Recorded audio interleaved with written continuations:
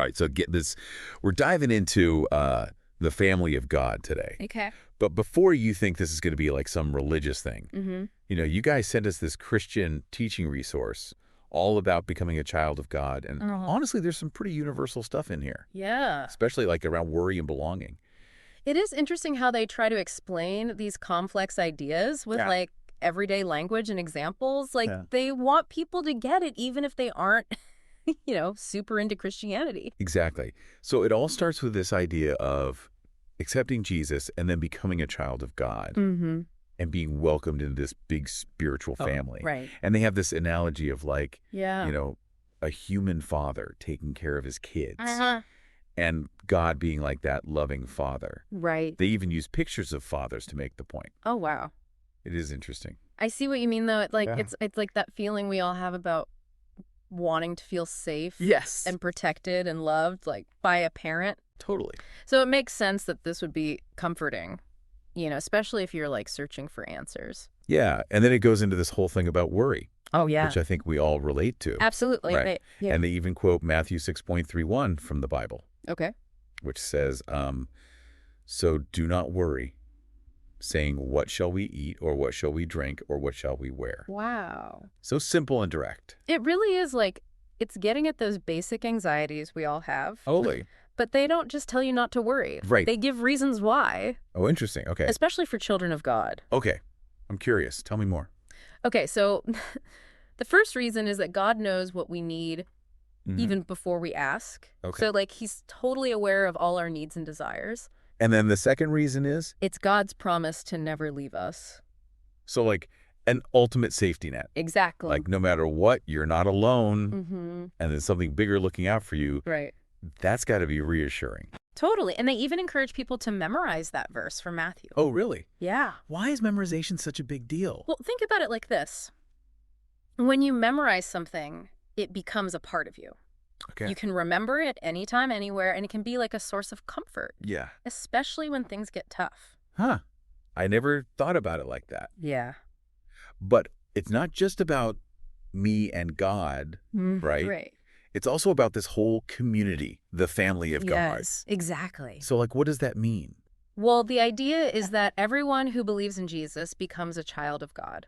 Okay. So basically, everyone's your spiritual sibling. Oh, wow. And they really stress loving these new brothers and sisters, just like Jesus loves us. Unconditionally and selflessly. So it's not just me and God anymore. It's like, right. It's all of us together. Yeah, like we're all connected. It's kind of like joining a club. Yeah. But with way higher stakes. You could say that, and there's this sense of belonging, too. Okay. And responsibility. Like we're supposed to look out for each other and support each other. They have this cute example in the lesson plan. Oh, yeah. It's like a father gives his daughter candy. Okay. And she's supposed to share it with her brother. Oh. Instead of keeping it all to herself. I love that. So they're saying you got to share material things and spiritual support. Right. It's about offering kindness and forgiveness. Yeah. And encouragement to everyone in the community. I like that it makes it less abstract and more about how you actually live. Exactly. And then they bring it all together with 1 John 3:6. Oh, okay. Which is, this is how we know what love is. Jesus Christ laid down his life for us. Wow. Talk about setting a high bar. They are really emphasizing that Jesus is the ultimate example of love. Yeah. Like he sacrificed himself for everyone. So what does that even mean for someone today? It's fascinating how that idea of sacrificial love shapes their whole belief system. Yeah. It's not just about receiving God's love. It's also about like living it out in how you treat others. So it's not just about feeling good about yourself. Right. It's about how you treat other people. Exactly. It's about being selfless and compassionate. Okay. Even when it's tough. That's a powerful idea. It is. So we've covered a lot. We have. Maybe we should like recap the main points. Yeah, good idea. Let's break it down. Okay, so first there's this idea of entering the family of God by accepting Jesus. Right. It's like you get access to this exclusive club. Yeah, with some big benefits. Right, like belonging and security. And even purpose, Yeah. Like you're part of something bigger than yourself. Exactly. And then there's the whole freedom from worry thing through God's knowledge and promise. Right, like knowing that there's something bigger. Yeah. Taking care of you Even when things are tough. Exactly. It's so reassuring. It is. And then finally, there's this emphasis on community. Yes. Through these brothers and sisters in Christ. Like a built-in support system. Totally. People who are there for you no matter what. And this idea of shared faith creating deep bonds. Yeah. It's something you see in a lot of religions. It is. It's powerful. So I'm realizing there's a lot more to this than I initially thought. But here's what's really interesting to me, and this is where I think even people who aren't religious might find something interesting. Right. Okay, I'm listening. What is it? Well, regardless of your beliefs, yeah, think about the core principles. Unconditional love, trust in something bigger than yourself, and the power of community. These aren't just Christian ideas. Right. They're like human needs. Yes, exactly. Yeah. So let's flip the script for a second. Okay. Even if you don't believe in the literal God they're describing, the message still has value. Yeah. Like having faith in something bigger than yourself, whether it's a spiritual force or human connection, or even just the goodness of the universe, that can give you strength. Yeah, totally. It's about finding that anchor. Yes. That helps you through life. And then there's the whole community thing. Right.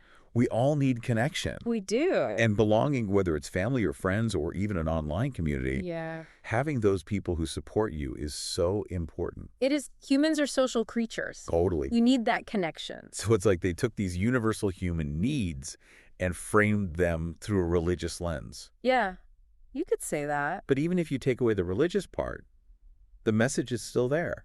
It is. It really speaks to those fundamental human desires. Totally. Like to love and be loved. Yes. To trust and be trusted, to belong and to contribute. Absolutely. So what does it all mean? Well, I think it challenges us to look beyond the surface. Yeah. Beyond the specific rituals and find those universal truths that connect us all. Like finding those hidden gems of wisdom in unexpected places. Yes, exactly. And it leaves us with this question.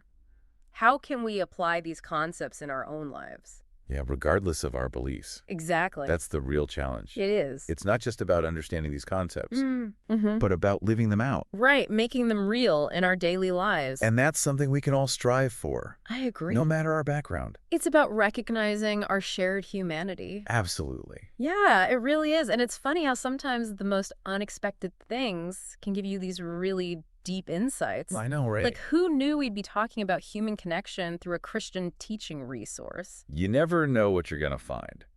But I think we've only just started to understand this whole family of God thing. Right. Remember how they said Jesus is like the ultimate example of love? Yeah, it's a pretty bold claim. It is. And they actually use this verse from 1 John 3.16 to show it. Okay. It says, this is how we know what love is. Jesus Christ laid down his life for us. Wow. It's like the clearest example of sacrificial love. Okay, but what does that even mean for someone like today? Right. It feels kind of intense. Well, think of it this way. It's not about becoming a martyr. It's more about those everyday moments where you choose to put someone else's needs before your own. Okay. Like helping a friend move even though you're tired, or forgiving someone who hurt you. So like those little acts of selflessness. Yeah, exactly. Like choosing love even when it's hard. And that's where the spiritual siblings thing comes in. Right, because everyone who accepts Jesus is part of this family, which makes them your brother or sister in a spiritual way. And it's about having those bonds of love and support within this community. But what does that relationship actually look like? Like in real life. Yeah. Spiritual siblings sounds kind of vague. Imagine a group of friends who are there for each other no matter what. Okay.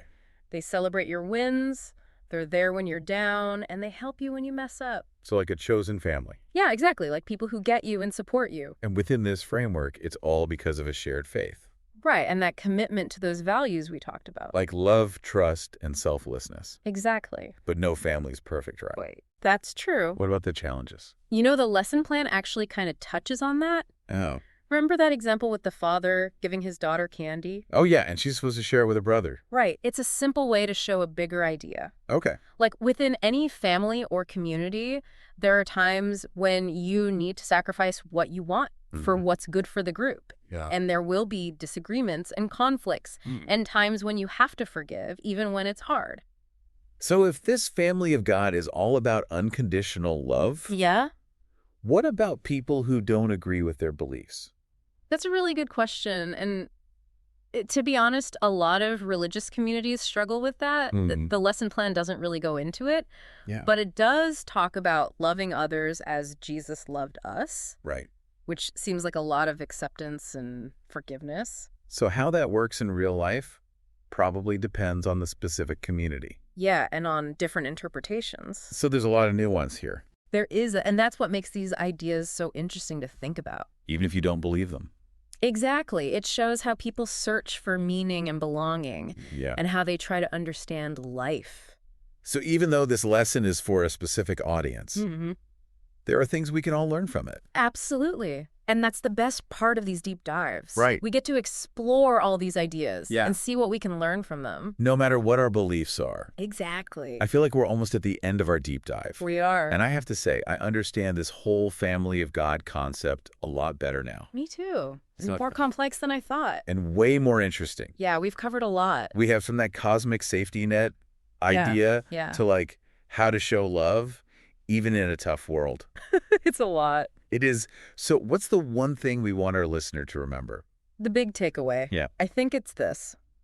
Whether or not you believe in the literal family of God, those ideas of unconditional love, trust in something bigger, and the power of community, those can make anyone's life better. That's a great way to put it. It's about knowing what we all need as humans. Right. And finding ways to get those needs met. Through faith or relationships or whatever works for you. And realizing that even strict belief systems can have deep meaning. And offer insights for everyone. It's a reminder that you can find wisdom in the most unexpected places. Totally, if you're open to it. And sometimes stepping outside your comfort zone. Yeah. And learning about new ideas. Can help you grow. So there you have it. A deep dive into the family of God. That hopefully made you think. No matter what your background is. Yeah. It's like we went deep into this belief system and came back with like a new view on what it means to be human. I like that. But you know, there's one more thing. Oh, yeah. What's that? Remember that verse from Matthew about not worrying? Yeah. Matthew 6.31. So do not worry, saying, what shall we eat, or what shall we drink, or what shall we wear? Right? It was like a command. Yeah. And we talked about how memorizing it could help, but it also makes you think, how much does what you believe affect how you handle worry? That's a good point, because everyone worries, right? They do. About money or relationships or the world in general. It's just part of life. So for people who believe in God, worry might feel different. How so? Well, it's not about pretending you're not worried. Okay. It's about trusting that there's something bigger. Oh, I see. Like a higher power taking care of things. Even if you can't see it. Right. So instead of being overwhelmed by what ifs, you feel like there's a plan. Like that safety net we talked about. Exactly. And even if that doesn't work for everyone, it's interesting how different beliefs can change how we deal with stress. It's about finding the tools that help you through tough times. Totally. Whether it's faith or mindfulness. Or just having people you love. And sometimes it's okay not to have all the answers. That's true. Maybe that's how we grow. By embracing the question. And being open to different views. Exactly.